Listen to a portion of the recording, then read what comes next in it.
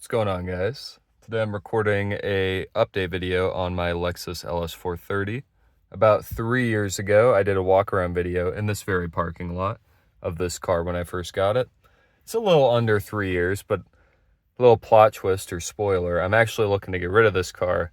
So I'm looking to record the video before I get rid of it. And I got a list of things that I want to go over with this car.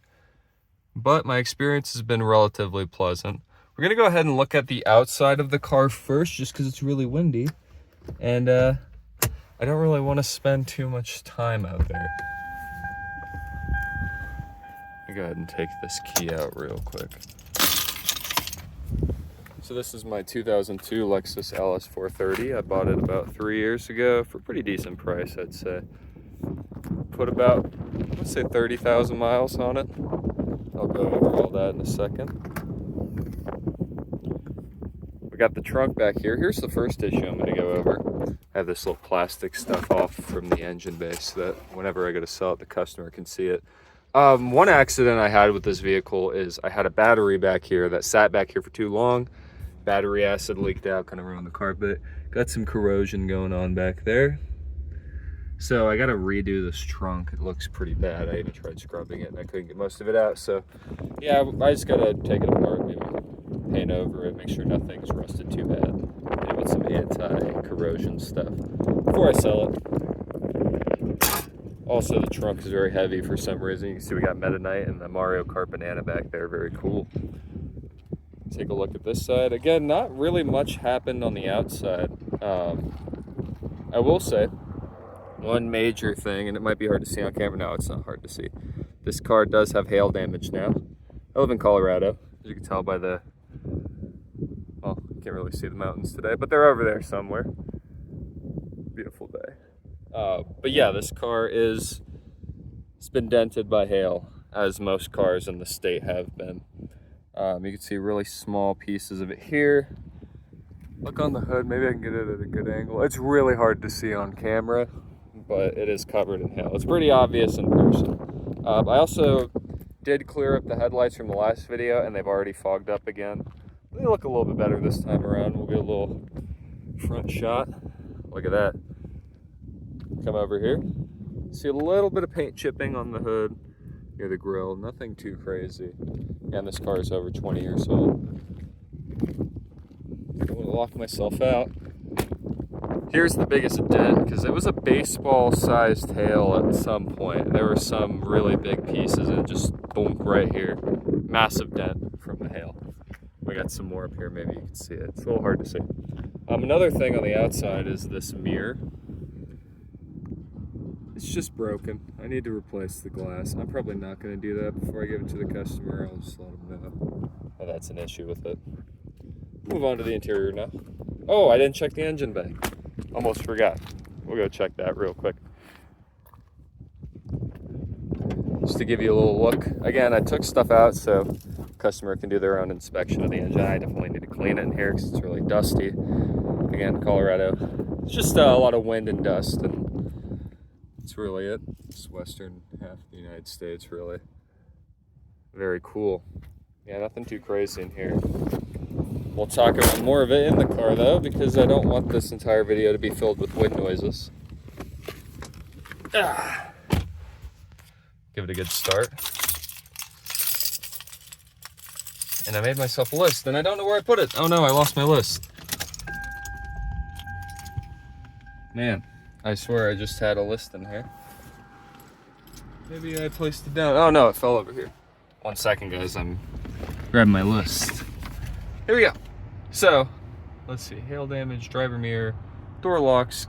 Oh yeah, I never got a key fob. I know I talked about that in the previous video. It did not come with a key fob, and I never ended up pairing one. I don't know why I didn't. Honestly, I've been a little lazy with this car. I've done the regular maintenance as needed, but I haven't done anything I really planned to with this car. And the door locks, you can see, if I can get a little closer, they don't work on the driver or passenger side. It's just the rear locks that work here. Heated seats still work. The radio still works, and I actually have a cassette aux cord in order to plug my phone in and listen to my music that way. see if I can get some music going in here. Oh, it's on tape play. Whoops. We'll go to the radio real quick. So true. Truer words have never been spoken. Yeah. Oh, another thing that's broken is this little plastic piece came up. Oh my gosh, you'd see me. What's up, guys? This little plastic, like, glasses holder came out. And this cup holder is broken too. So if you look at this side, this right here is here. But unfortunately, I tried to shove a massive Yeti water bottle in here, which I replaced because it broke, so it was a waste. I got Stanley, because Stanley's better than Yeti. Don't come at me. But yeah, this cup holder's broken, so now it just, I don't know, it can hold like coffee mugs, maybe. It's not the end of the world to replace, but I just don't feel like doing it. It's not, if someone buying this car for the price I'm going to sell it for is not going to be like, oh no, the cup holder's broken, I can't buy it from you. At least I'd imagine so. Oh yeah, I should probably check the miles on this thing. It's a little hard to see on camera, but it's at 196,675, 3,000 since the last oil change. I can check my gas mileage. Getting about 19 miles per gallon. I haven't been putting premium in this thing. The previous owner didn't either, so I've just been rocking the regular unleaded. Some people might kill me for that, but I checked a lot of different forums, and it's like 50-50 on whether you can or not. But this car was already tainted by the time I got it, and it's ran fine ever since. I could think of a couple things I did to it. Oh, I'm supposed to go over the list of things I don't like. It has a lack of tint. It's very bright in here. I talked about tinting it, I'm pretty sure, in the video, and I never did. And I'll be quite honest, I haven't actually been driving this car for the past 6 months because my girlfriend's Lexus actually needed an entire engine rebuild. Crazy that a 2JZ would need that, but yeah, everything needed redone. It needed timing done, new head gasket, basically everything. So I've been out of car for 6 months. She's been driving this thing, and I've been driving my Acura that I bought for my aunt. So I haven't really, because most of these things would bother me, and I now have the money to replace them, but I just wasn't driving the car, and now that I have the car back and everything's just hitting me at once, I don't really want it anymore. Also, the front brake pads are kind of worn, like they don't work super well. They still function, but I need to replace those as well. What else do I got? Oh, this is the major thing. The main reason I plan to get rid of this vehicle is, to me, I love this vehicle. I love how it handles. It is so comfy to drive. I take naps in here all the time. Couple issues. One, it is the worst rear wheel drive I've ever driven in the snow. I have no idea why. I've owned 2 other rear wheel drive cars, and this is by far the worst. My girlfriend's GS is significantly better. I don't know what the issue is with it, but it just cannot handle well in the snow at all, even with brand new tires, which is something I did, which I'll get to. The second thing is that I live in an apartment, and I live on the 3rd floor, so I have to move a lot of stuff all the time. I have to move kind of often because apartment complexes love to raise your rent by $400 every time the lease ends. So every 7 to 12 months I'm having to move, and it is not fun. And it's especially not fun having something like this. So I'm going to become the lame American and get a 4-wheel drive or all-wheel drive SUV or truck. Or maybe like a hatchback with a little bit more space that's front wheel drive. We'll see. We'll see. You guys will see when I post the video of my next car. But yeah, this thing is going away. And one of the major things for that as well is that it's due time in about 1 to 2 years from now, either in 2025 or 2026, preferably 2025. It's going to need the water pump, timing belt, spark plugs, and coils all done. And that's a very expensive job. And I tried doing all of that myself on my girlfriend's Lexus, which is a simpler engine, and I fucked up. So that's why we had to take it to a shop. And, the guy was willing to take it in the condition I had it in, which was taken apart halfway. And then, yeah. So, long story short, I will not be keeping this car just because it has so much maintenance. I'm going to sell it with that in mind, with that price point in mind. Is it's going to need a timing belt in the next 30,000 miles. It doesn't look worn, so it looks like it might last. It was replaced at 115,000, so it's not technically going out or anything, but just it's on track to get that replaced. And I could spend the $4,000 to get everything done. The front brakes, fix the mirror, fix the locks, get a key fob. It's like $4 to $5 grand for everything if I get OEM parts. Or I could, you know, sell this car for 4,000-ish and get a, you know, a car that's about $4,000 more. That's pretty much what I'm looking for. I'm looking hopefully at another Lexus. I want to get a Lexus GX 470. Those are probably my favorite vehicles on the road, but they're a little hard to come by at a reasonable price, and they have just as many miles as this car. But this car has been reliable. It's just not really something that suits my needs anymore. And I want something similar. It's made it so driving that cheap Acura I got just sucks. It's actually insane, the difference in quality between Acura and Lexus of the same year. Well, this one's a year older. But yeah, I have an Acura TL Type S, and that car just sucks. It's in horrible condition. Granted, I only paid $250 for it. Maybe I'll make a video on it. But yeah, this car, I would say my rules for keeping this thing, or for anyone looking to buy one after watching my last video, because it's kind of an update video to that, you kind of need a place. All right, if you live in a place with bad weather, whether that be hail, a lot of dust, like windy dust blowing around, because it's just going to fade the paint, even though the paint's held up really well in this car, flooding, anything like that, you're going to want to park this thing inside, because a lot of the value in this car is the way it looks. You know, I bought it because it's very reliable. It's, you know, it could go another 100,000 miles, no problem, if I actually put in the list of things I need to do. But yeah, you want to keep it inside to keep its value. If you buy one of these cheap, like I'm going to sell this for, I know 4K doesn't sound cheap, but for one of these cars, it is. If you buy it cheap and it's already in bad condition, then it's going to be a reliable car. You don't need to care as much about it. But if you want it to look good, you need to keep it inside. The second thing is, keep in mind it's rear-wheel drive. It's not going to be good in the snow. It's actually worse in the snow than most other rear-wheel drives. And consider buying winter tires or having a winter, like, daily driver. That would be even better. I think most people buying this car are not as broke as I was when I first got it. I kind of punched above my weight class in terms of getting a car that I couldn't necessarily afford to keep in great condition.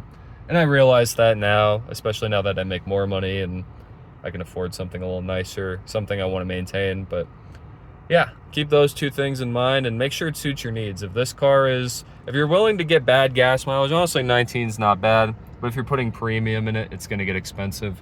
I did for a while, but I just gave up on it. Like I said, the previous owner never did it, at least as far as I know. So it's not really worth, you know, if you're willing to commute around in a car that gets the same gas mileage as a truck or SUV, it's really comfortable, I would say go for it. But like I said, you got to meet those stipulations for keeping it.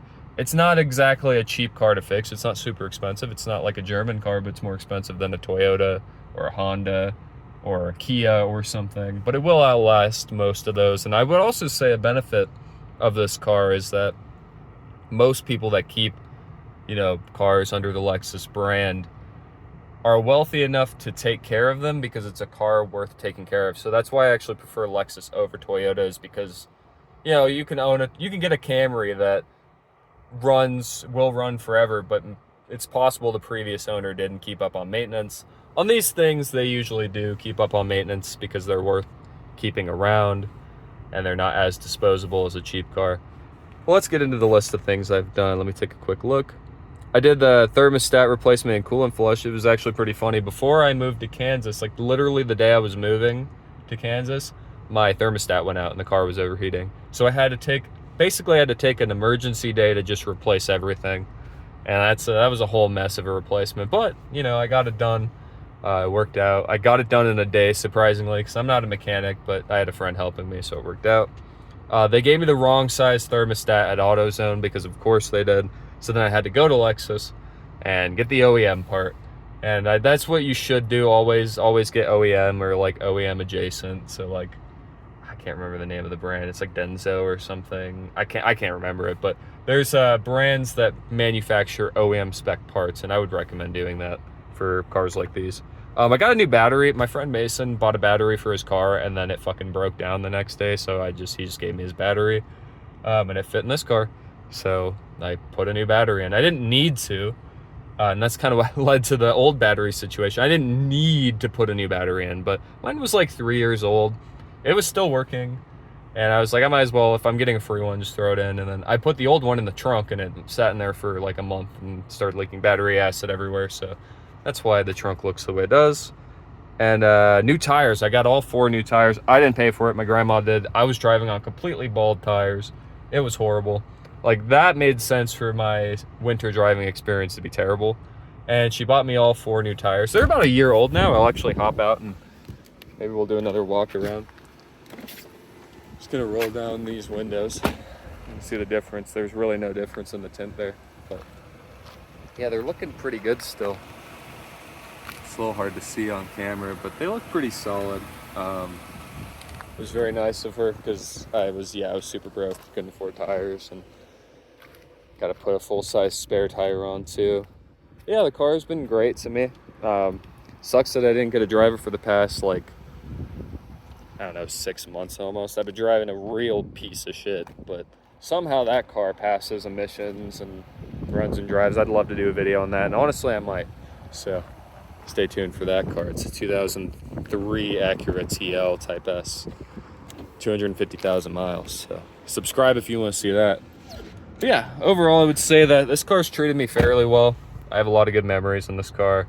It is the most comfortable thing I've ever driven, probably will ever drive, because I work in the auto industry a little bit. I have different companies in the auto industry. I get to drive and test out a lot of luxury vehicles, and they just don't make anything similar to this. It's really hard to explain, but it's really easy to accidentally go 110 miles per hour in this car. For legal reasons, that's a joke, but you just don't feel the road in this car. Even compared to like the Lexus GS, you just don't feel the road. It is so comfy. You go over a fucking massive speed bump. You're not hearing it, you're not feeling it. It is awesome. It's really hard to explain just how nice this car is inside. Even though the interior is dated, you know, you just get something like this. You could replace the radio, but I actually use CDs and cassettes still. So I just got this cassette aux cord. Works perfectly fine. You just plug it into your phone. And yeah, everything still works. AC is still cold. Heat's still hot. It's just got a couple issues that I'm thinking about upgrading to the SUV version of this car. But anyways, I've yapped for almost 18 minutes now. I appreciate you guys keeping up with this. If you were subscribed because of the original car, this is the update that you've been waiting for. So yeah, have a great day. Hope you enjoyed the video. Peace out.